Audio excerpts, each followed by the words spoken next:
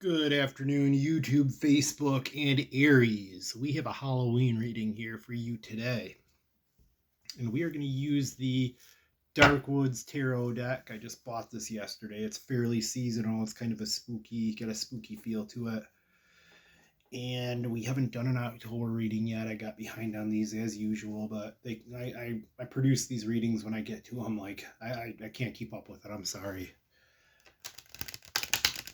Because there's so many people watching these anyways. I know that I'm disappointing a very large demographic of fans. Okay. We'll give this a shuffle. Been using this deck all day. And I like this deck. It's an easy to shuffle deck, and it's an easy deck to read too, and it's actually teaching me a lot of different ways. It's similar to the conventional Rider-Waite tarot deck that I typically use, but the imagery is just different enough that I can interpret these cards slightly differently, and it's helping me learn more about tarot too.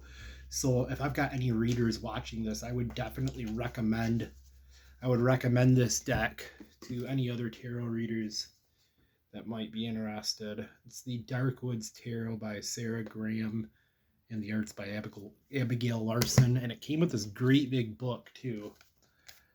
I looked through it a little bit. That's a thick book to come with a deck of cards. It's like a novel. Yeah, it's got epilogue. It's got all the cards illustrated in it. It's really, really pretty. And the artwork's good. It's a little bit more modern and cartoony. It kind of reminds me of a Disney movie, but I'll show you guys. I'll show you guys real soon. We'll give this one more shuffle real quick. I don't want to draw that King of Cups reversed again. That would be the third time that it came up today.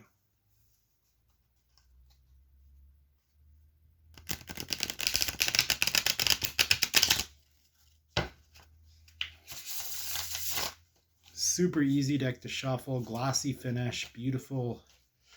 Kind of beautiful deck. It's a little cartoony. But not cartoony in a bad way. Cartoony in a like a dreamscape kind of way. You'll see. It's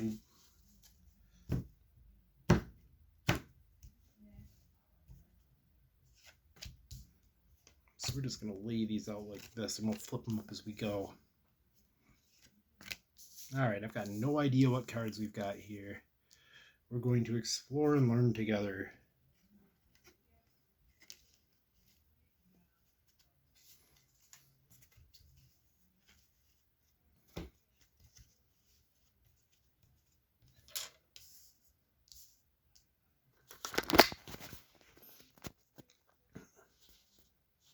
That's the back of the deck there. All right, so your energy is represented by Justice.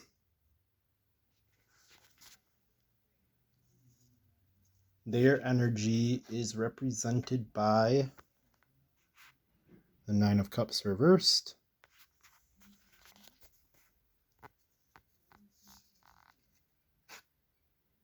What draws you together or ties you, or what draws you together or divides you is the Lover's card. Potential outcome.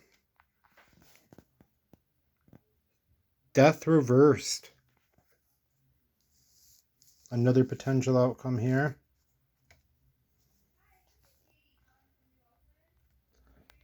We've got the Queen of Wands reversed. So I can tell you right now, this isn't going to be a very happy reading, at least the way that I interpret it. So I just want to give you the forewarning that, human beings have free will, and we do have the power to change the outcome of these readings. So just because I say it's so here, it's not a self-fulfilling prophecy. These are warnings, not prophecies. Warnings, not prophecies. I don't want to repeat that again. Okay, so for you, I drew the Justice card. Now, I see the Justice card as like a card of fairness and balance, and also like literal justice. You've got a strong sense of justice. You know what's fair. You know what you you know what the right thing to do is in this situation, but there's more than one way to execute justice. It's not necessarily like we can be harsh about it, or we can exercise grace as well. And I think that we are trying to decide right now, and this is the way that one of the ways that I'm interpreting the Lovers card. I've I like to view the Lovers card as a choice. They're making a choice to be together despite it being difficult sometimes, and they're like, to be in love isn't just a feeling, it's also a choice. It's something that we have to choose to do every day.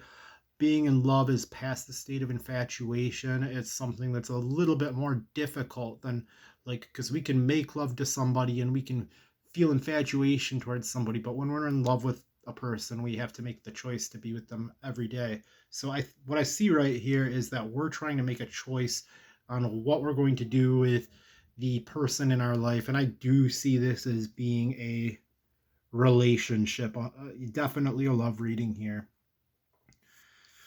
And their card is the Nine of Cups reversed.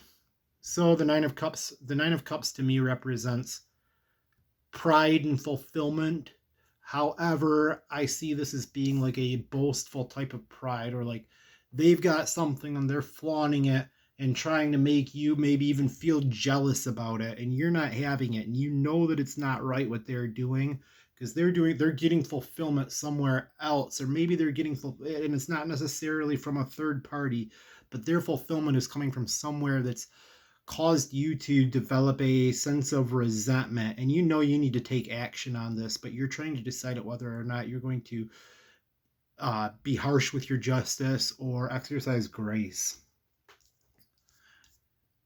So a potential outcome here is death reversed. So I'm still learning, I'm still looking at these decks and understanding like how these cards differ from the traditional Rider-Waite tarot deck. But I see the death card is not necessarily inherent death, but I see it as letting go and rebirth.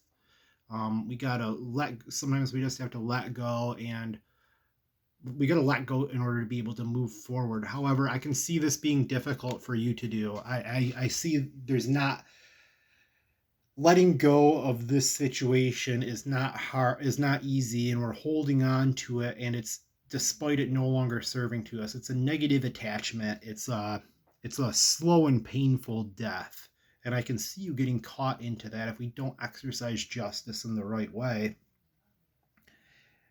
Now, the next card that I drew is the Queen of Wands reversed. And I see the Queen of Wands as a person.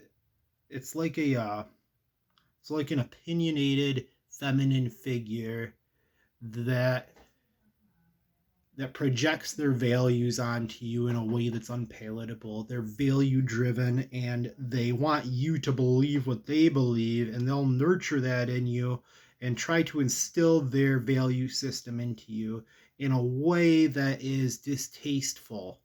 So I think like how I could bring this together is like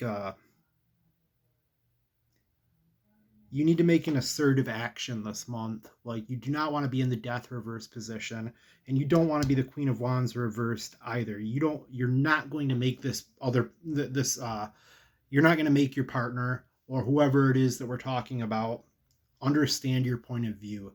They're on a totally different level than you. They see the world from a different lens, and I think that you need to act quickly. And I'm not going to tell you to leave the relationship or break up with anybody, because this is a horoscope, this is tarot, this is just for fun. But you need to make decisive action here.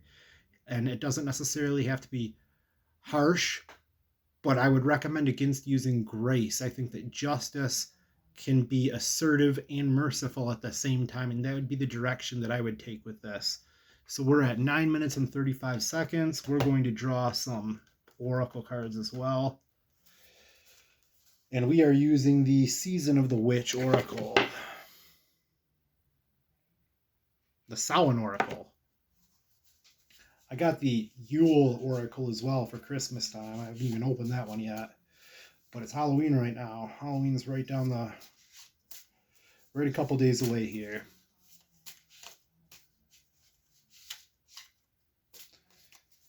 So these cards are cool. They have an idea and they've got like they've got a definition of what that represents. Candle magic. When I think of candle magic, I think of manifestation, making something happen. This one says, candle magic. Speak your breath into its velvet. Recite along its spine all that you desire, all that which will unravel. So yeah, this is a card of manifestation and making things happen in our life. Usually when we're manifesting something, it's something that's favorable to us or to the people that we're trying to help. So the next card that I've drawn is Rebirth. There's death in all that awakens, for it isn't blissful nor painless. It's a mighty rising, a flame resurrected. What did I tell you guys about the death card? The death card is rebirth. It's letting go to rebirth. We're burning something. We got a bonfire here, and we're burning the old to let something new come in, to manifest new energy.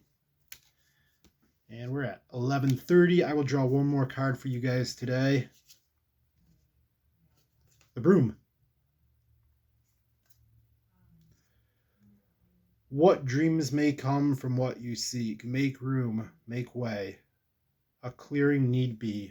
We got to clear out the things that are no longer serving us. We got to make that decisive action to allow new things in. I think you guys know what you need to do. I've made this reading pretty clear. I wish you a happy Halloween and a happy autumn, and I hope to catch you guys before Thanksgiving.